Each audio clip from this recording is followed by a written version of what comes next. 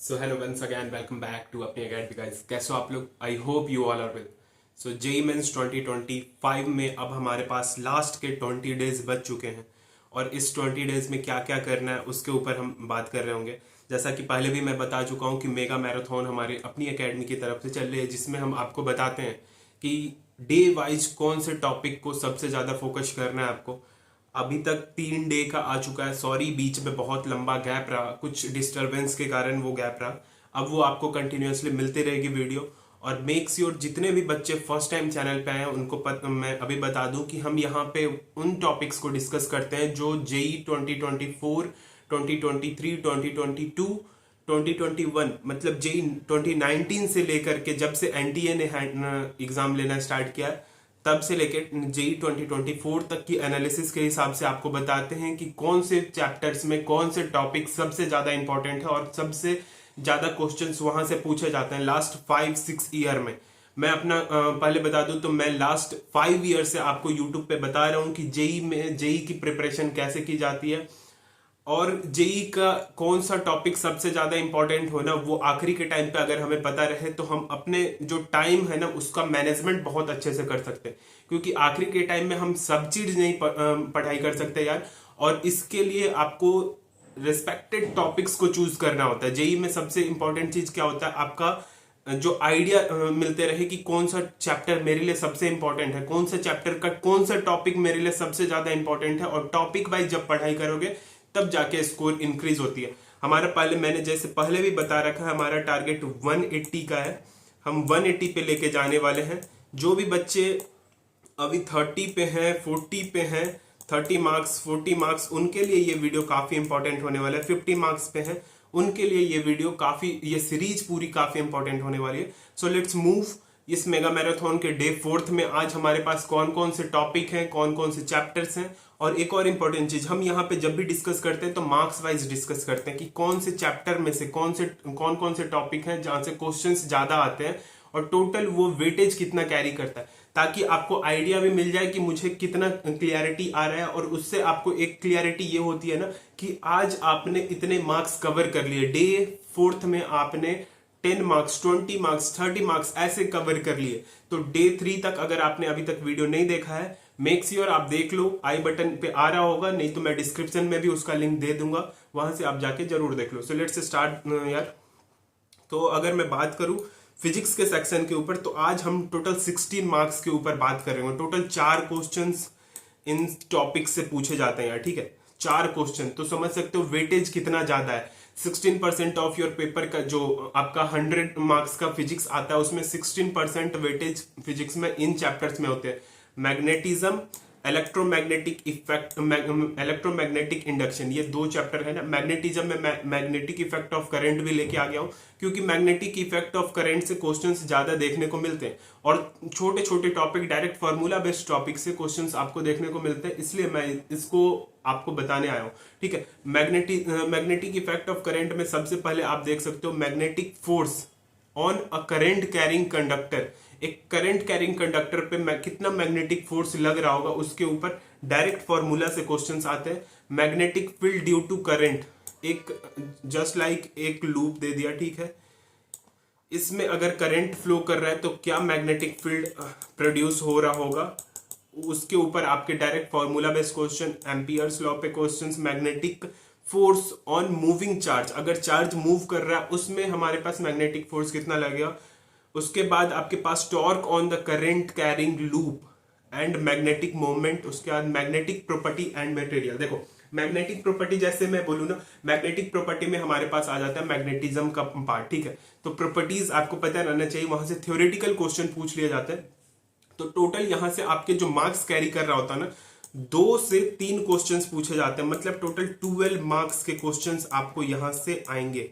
12 marks, समझ सकते हो आपका कितना इंपॉर्टेंट चैप्टर्स में से ये आता है, ठीक है। उसके बाद हम आते हैं ईएमआई पे, इलेक्ट्रोमैग्नेटिक इंडक्शन। उसके बाद Faraday's law, Lenz law, self induction and mutual induction पे क्वेश्चंस आते हैं। Eddy current and their application, EMI generation कैसे होती है, और ट्रांसफॉर्मर पे क्वेश्चंस आते हैं। तो अब देखते हैं, हम जल्दी जल्दी फॉर्मूला के ऊपर देखते हैं कौन कौन से फॉर्मूला। यहाँ पे मैं आपको पढ़ा नहीं रहा हूँ, आपको पढ़ाई खुद से करनी है, बस फॉर्मूला कौन कौन से इंपॉर्टेंट है वो मैं बता दूंगा। स्क्रीनशॉट ले लो, आपके पास सोर्स है, बहुत सारे सोर्सेज है, वहां से स्क्रीनशॉट लेके बस प्रॉब्लम सॉल्व कर लो, फॉर्मूला याद रहना चाहिए। यहाँ से डायरेक्टली फॉर्मूला बेस्ड क्वेश्चंस आते हैं, इनसे आपके पास एक क्वेश्चन देखने को मिलते हैं इन टॉपिक से। तो एक क्वेश्चन मतलब 4 marks, total 3 questions magnetic effect of current and magnetism से, मैग्नेटिक इफेक्ट ऑफ करंट से 2 क्वेश्चन, मैग्नेटिज्म के प्रॉपर्टी से 1 क्वेश्चन, 3 क्वेश्चन यहां से हो गई, ईएमआई से 1 क्वेश्चन हो गए, टोटल 16 मार्क्स आप क्लियर कर रहे होगे फिजिक्स के सेक्शन में डे 4 पे, ठीक है। उसके बाद मैं जाऊं तो कौन कौन से टॉपिक्स हैं, सबसे इंपॉर्टेंट है कि टॉपिक कौन कौन से, तो देख सकते हो यहाँ पे फॉर्मूला यहाँ पे जैसे दे रखा है, magnetic force of current carrying conductor. Magnetic force कैसे निकालूंगा मैं, यहां से एक क्वेश्चन सिंपल बन जाता है यार, ठीक है। एक क्वेश्चन सिंपल सा क्वेश्चन अगर यही पूछा ना, एक लाइन का क्वेश्चन यहां से बनता है और आपको फॉर्मूला याद है, फटाक से फॉर्मूला डालोगे आपके पास आंसर पता रहेगा आपको, ठीक है। उसके बाद magnetic field due to current carrying conductor, ठीक है। उसके बाद करंट कैरिंग कंडक्टर के थ्रू आपके पास एम्पियर्स लॉ पे क्वेश्चंस आते हैं, ठीक है। एम्पियर्स लॉ से एक question most of the time पूछ लिया जाता है आपको, ये 22 में भी और 24 के भी बहुत सारे शिफ्ट में यहाँ से क्वेश्चंस देखने को मिलता है। तो ये एक इंपॉर्टेंट फॉर्मूला है, सिंपल फॉर्मूला बेस्ड क्वेश्चंस यहाँ से पूछी जाती है। मेक श्योर इन सब चीजों को छोड़ के मत जाओ। Force between 2 parallel current carrying, 2 parallel current carrying conductor है, उन दोनों के बीच में फोर्स कैसे लग, जैसे हम चार्जेस के ऊपर बात करते हैं तो 2 चार्जेस हैं, उन दोनों के बीच में हमारे पास जब अगर हमें फोर्स बिटवीन 2 चार्ज निकालना होता है क्या फॉर्मूला होता है, सेम उसी तरीके से इलेक्ट्रोमैग्नेटिज्म में हमने पढ़ा। डे 1 में हम ग्रेविटेशन के ऊपर देख रहे थे, तो ग्रेविटेशन में हम 2 मास के ऊपर फोर्स बिटवीन दो मास लग रहा है, 2 मास के बिटवीन जो फोर्स पता करना है उसके ऊपर। तो उसी तरीके से हमारे पास 2 करंट कैरिंग कंडक्टर है, उन दोनों पैरेलली, उनके बीच में कौन सा फोर्स लग रहा होगा, कैसे फोर्स आप कैसे कैलकुलेट कर सकते हो, वो डायरेक्ट फॉर्मूला के ऊपर क्वेश्चंस आते हैं, ठीक है। उसके बाद magnetic field due to long straight, देखो यहां से ना एक क्वेश्चन आ जाता है, सिंपली पूछ लिया जाता है कि अगर एक long straight current carrying conductor है तो उसका मैग्नेटिक फील्ड आपको फाइंड करने के लिए दे दिया जाएगा, ठीक है। तो आपको फॉर्मूला पता रहेगा, फटाक से क्वेश्चंस बन जाएंगे आपसे, ठीक है। ये आप या तो नोट कर लो, स्क्रीनशॉट ले लो आपको, और नहीं तो आपके पास अगर नोट्स हैं तो नोट्स से रिवाइज करो, ये सारे टॉपिक आप छोड़ के नहीं जा सकते हो। उसके बाद आपके बाद मैग्नेटिक फील्ड सर्कुलर लूप में अगर मैग्नेटिक फील्ड फाइंड करना है, उसके लिए करंट लूप में magnetic moment of a current loop, ठीक है, मैग्नेटिक मोमेंट कैसे फाइंड करते हैं। उसके बाद torque on the current loop in the magnetic field, magnetic field solenoid से ना क्वेश्चंस पूछे जाते थे मैं बता दूं तो 2019 में जब मैं अपना पेपर लिख रहा था उस समय सोलेनोइड से बहुत सारे क्वेश्चंस आते थे। और अब आपके पास कम क्वेश्चंस देखेंगे, शिफ्ट वाइज आपके पास कम क्वेश्चंस इन टॉपिक से पूछे जाते हैं, क्योंकि यहाँ पे ना अभी हम current carrying due to circular loop, उसके बाद पैरेलल में अगर करंट कैरिंग है मैग्नेटिक फील्ड के ऊपर क्वेश्चन आ जाता है, बट फॉर्मूला बहुत सिंपल है, direct put the value get the answer वाला होता है। तो अगर फॉर्मूला याद रहता है आपसे क्वेश्चन इजीली सॉल्व होता है यहाँ से, ठीक है। उसके बाद आप फैराडेज लॉ, उसके लेंस लॉ के डायरेक्ट, ये जो लेंस लॉ का डेफिनेशन है ना उस पर भी क्वेश्चंस पूछ लिए जाते हैं। तो लेंस लॉ मैं बोलूंगा कि डेफिनेशन जरूर याद रखो, कुछ इन चीजों के डेफिनेशन से डायरेक्ट क्वेश्चंस आते हैं, ठीक है। बाकी सारे फॉर्मूला आप देख सकते हो, स्क्रीनशॉट लेके रख सकते हो, याद कर सकते हो फॉर्मूला याद रखना बहुत ज्यादा जरूरी होता है। नेक्स्ट आते हैं यार मैथमेटिक्स के सेक्शन में। मैथमेटिक्स में सीक्वेंस एंड सीरीज में सीक्वेंस पहला चैप्टर टॉपिक है हमारा। उसके बाद arithmetic mean, geometric mean, arithmetic progression, geometric progression, HP, GP, HP. उसके बाद एन टर्म का आपके सम ऑफ एन टर्म कैसे निकालते हैं वो, एपी और जीपी का सीरीज अगर रहे तो उसको किस तरीके से सॉल्व करते हैं, ठीक है। तो यहाँ पे मैं डायरेक्ट फॉर्मूला आपको दिखा रहा हूँ, ये सारे फॉर्मूले आपको पता रहने चाहिए, ठीक है। सबसे ज्यादा इंपॉर्टेंट कौन सा होता है, एन टर्म का अर्थमेटिक प्रोग्रेशन निकालना, ठीक है। सम ऑफ एन टर्म किस तरीके से एपी में निकालते हो आप, ठीक है। उसके बाद जीपी के फॉर्मूलेज पे आ जाओ, एन टर्म का जीपी कैसे निकालते हैं, सम ऑफ एन टर्म कैसे होता है।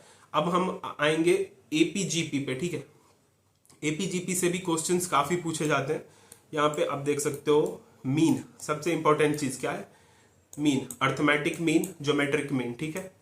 और HM से क्वेश्चंस कम पूछे जाते हैं, एडवांस में इससे ज्यादा क्वेश्चंस आते हैं, बट आप ये मीन को मत छोड़ के जाओ, मीन से क्वेश्चंस आपके पास आएंगे।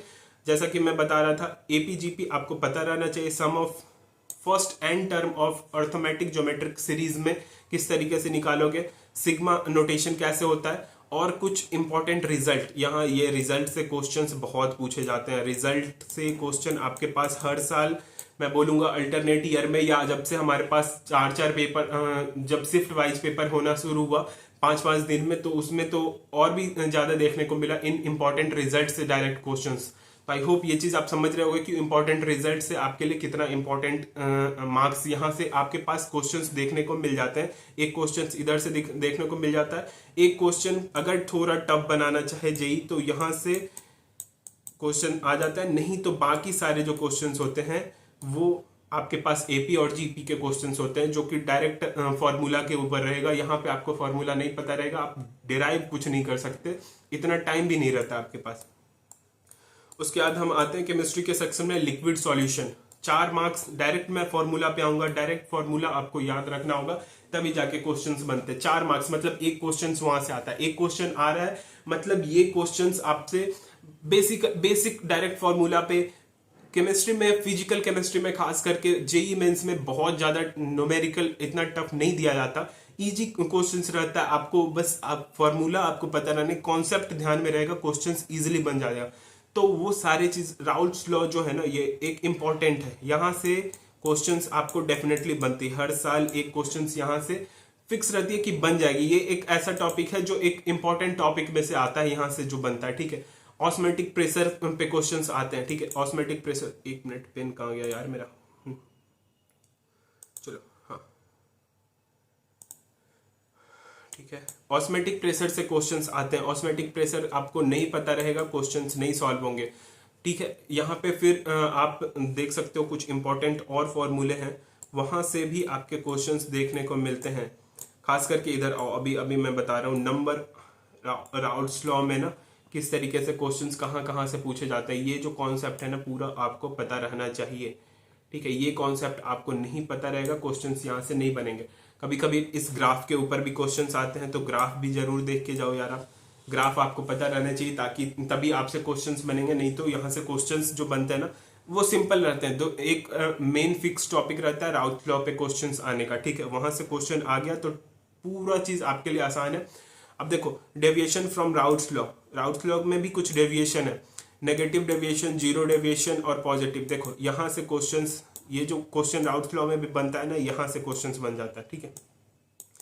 तो एक क्वेश्चन जो फिक्स रहता है वो ज्यादातर चांस रहता है जेई डायरेक्ट यहाँ से क्वेश्चन उठा करके पूछ ले, उसको कॉम्प्लिकेट करने की जरूरत नहीं पड़ती यहाँ से क्वेश्चंस को, ठीक है। Ideal, non ideal solution, positive deviation, negative deviation solution के आप ग्राफ के थ्रू अगर पूछना चाहे ना तो वो यहाँ से एक क्वेश्चन बना लेता है, ठीक है।